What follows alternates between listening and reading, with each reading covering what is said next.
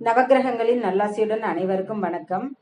2026-27 ஆண்டுக்கான மேச ராசியினருக்கு உண்டான குரு பயிற்சி பலன்களை பார்க்கலாம்.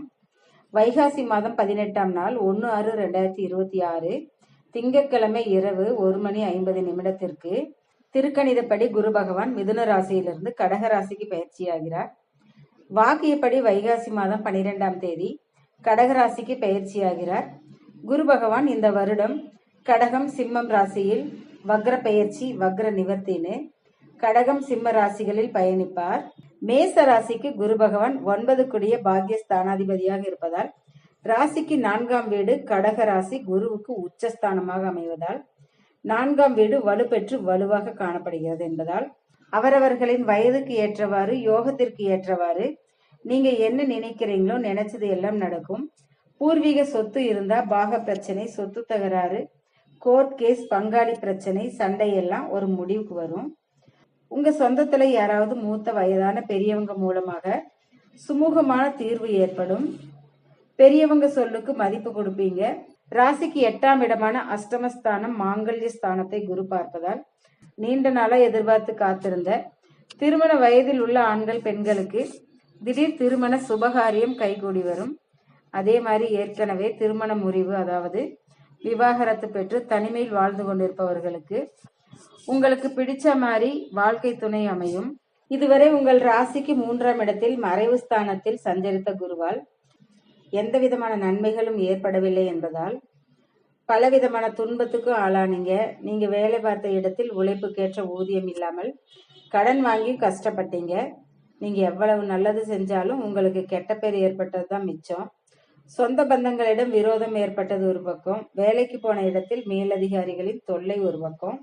அது இல்லாம உடன் வேலை செய்யும் நபர்கள் அவங்க தப்பு செஞ்சாலும் அதை மறைக்க அந்த பழியெல்லாம் உங்க மேல போட்டு அவமானப்படுத்தினாங்க. அவச்சொல் பழிச்சொல்னு ஏற்பட்டு குனி குறுகி நின்னீங்க.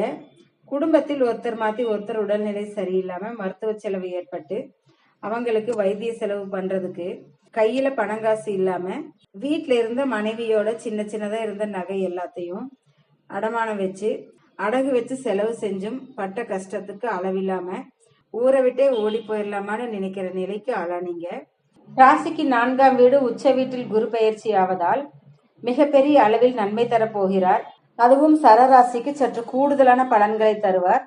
நவகிரகங்களில் சுபகிரகம் நல்லவர் என்று அழைக்கப்படுபவர் குரு பகவான் உங்கள் ராசிக்கு 4ஆம் இடத்தில் சஞ்சரிக்கிறார். உச்ச வீட்டில் அர்த்தாஷ்டம குருவாக சஞ்சரிக்கிறார். குருவிற்கு தான் இருக்கும் இடத்தை விட பார்க்கும் பார்வைக்குத்தான் பலன் அதிகம். குரு தன் 5, 7, 9ஆம் பார்வையாக ராசிக்கு 8, 10, 12ஆம் இடங்களை பார்ப்பதால் ஆயுள், தொழில், சுப விரயஸ்தானங்களின் வழியாக நற்பலன்கள் நடக்கும். நீங்கள் உத்தியோகஸ்தர் என்றால் நீங்கள் வேலை பார்க்கும் அலுவலகத்தில் உங்க செல்வாக்கு உயரும், பதவி உயர்வு, சம்பள உயர்வு, சிலருக்கு இடமாற்றம் கிடைக்கும், மேலதிகாரியின் ஒத்துழைப்பும் கிடைக்கும். அதனால் நீங்க வேலை செய்யும் இடத்தில் உங்களுக்கு மதிப்பு, மரியாதை, அந்தஸ்து ஏற்படும். மேலதிகாரிகள் பாராட்டுவார்கள். பல காலம் எதிர்பார்த்து காத்திருந்த முன்னேற்றம் அலுவலகத்தில் நிகழும். திடீரென்று பெரிய தொகை ஒன்று, இன்சென்டிவ், ஊக்கத்தொகை என அலுவலகம் மூலமாக வரும்.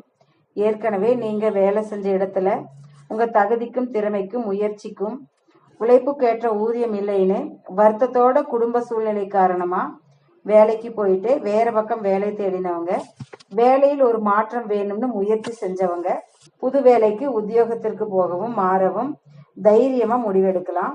நல்ல பலன் உண்டாகும். அதே நேரத்தில் நீங்கள் செய்யும் தொழில ரொம்ப கவனமா இருக்கணும். வீட்டுக்கு தேவையான அத்தியாவசிய பொருட்களை வாங்கி போடுவீங்க. அதே மாதிரி ஏற்கனவே வாங்கிய பொருள்கள் நல்லா இருந்தா அந்த பொருளை அப்படியே வச்சுட்டு இன்னும் கொஞ்ச நாளைக்கு உபயோகிக்கலாம். தேவையில்லாம காசை எதுக்கு வீணாக்கணும், தேவைப்பட்டா அப்ப வாங்கிக்கலாம்னு பணத்தை சேமிச்சு வைப்பீங்க. சிக்கனமாக செலவு செய்யுங்கள். நீங்கள் ஆடம்பர செலவுகளை தவிர்ப்பதால் பெரிய அளவில் பண இழப்புகள் ஏற்படாது. இதுவரை உங்களுக்கு ஏற்பட்ட கஷ்டம், துன்பம், துயரம் எல்லாம் விலக போகின்றன. தாய்ஸ்தான குருவால் புதிய வண்டி வாகன யோகம் ஏற்படும். பழைய வாகனம் இருந்தா அதை இனி சரி செஞ்சு ஓட்டுவீங்க. அப்படி இல்லைன்னா பழைய வண்டி வாகனத்தை கொடுத்து புதுசா புது மாடல்ல வண்டி வாங்குவீங்க. தாயாரின் உடல் ஆரோக்கியத்தில் அதிக கவனம் தேவை. ஏற்கனவே நல்ல நாள் பார்த்துதான் பூமி பூஜை, வாஸ்து பரிகாரம் எல்லாம் செஞ்சுதான் வீடு கட்ட ஆரம்பிச்சோம். அது என்னமோ தெரியல, ஆரம்பத்தில் நல்லா தான் கட்டிட வேலை நடந்துச்சு. திடீர்னு கொஞ்சம் கொஞ்சமாக கட்டிட வேலை அப்படியே நின்று போச்சுன்னு கவலைப்பட்டவங்களுக்கு, நம்ம நினைச்ச மாதிரி வீடு கட்டி கிரக பிரவேசம் செய்ய முடியுமான்னு கவலைப்பட்டவங்களுக்கு கவலை தீரவும், நினைச்ச மாதிரி வீடு கட்டி முடிச்சு குடியேறவும் சுகஸ்தான குரு பகவான் நின்ற கட்டிட வேலையை மீண்டும் பூமி பூஜை செய்து தொடங்குவீங்க.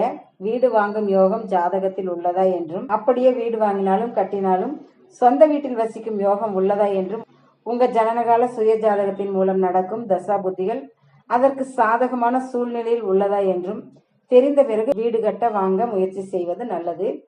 ரியல் எஸ்டேட் தொழில், வியாபாரம், பிஸ்னஸ் செய்பவர்களுக்கு இடம் பூமி விற்பனையால் நல்ல லாபம் கிடைக்கும். ரொம்ப வருஷத்துக்கு முன்னாடி எங்கேயாச்சும் இடம் வாங்கி போட்டிருந்தீங்கன்னா அந்த இடம் இப்போ நல்ல விலைக்கு போகும். அந்த சொத்தை விற்று காசாக்கி உங்கள் வீட்டுக்கு பக்கத்திலேயே இடமாவோ அல்லது வீடாவோ வாங்கி போடுவீங்க. உங்கள் அம்மாவின் உடல் ஆரோக்கியம் படிப்படியாக முன்னேறும். உடல்நிலையும் சரியாகும். உங்கள் தாயாருக்கும் உங்களுக்கும் வாய் தகராறு அல்லது சண்டை, கருத்து வேறுபாடு இருந்தால் அது எல்லாம் மறந்து இப்போ ஒன்றா சேர்ந்து சந்தோஷப்படுவீங்க. ஒரு சிலருக்கு தாயிடம் இருந்தோ அல்லது தாய் மாமன் வழி உறவினரிடம் இருந்தோ தாய் வீட்டு பூர்வீக சொத்து அல்லது தாய் வீட்டு சீதனமாக நகையாகவோ பணமாகவோ அல்லது சொத்துக்களும் கிடைக்கும். அதனால் நல்ல லாபம் வரும். மாணவ மாணவியர்கள், வெளிநாட்டில் வேலை தேடி கொண்டிருந்தவர்கள், உயர்கல்வி பட்டப்படிப்புக்காக வெளிநாடு செல்ல முயற்சி செய்தவர்கள், தூரதேச பயணம் அமையும். நீங்கள் செய்த முயற்சி கைகூடும். நான் சொன்ன பலன்கள், விஷயங்கள் உங்கள் வாழ்க்கையுடன் தொடர்பு கொண்டிருந்தால் கமெண்ட் பாக்ஸில் கமெண்ட் பண்ணுங்கள். ஏதேனும் சந்தேகம் இருந்தால் அப்பாயின்மெண்ட் வாயிலாக உங்கள் தனிப்பட்ட ஜாதக பலனை கேட்டு தெரிந்து கொள்ளுங்கள்.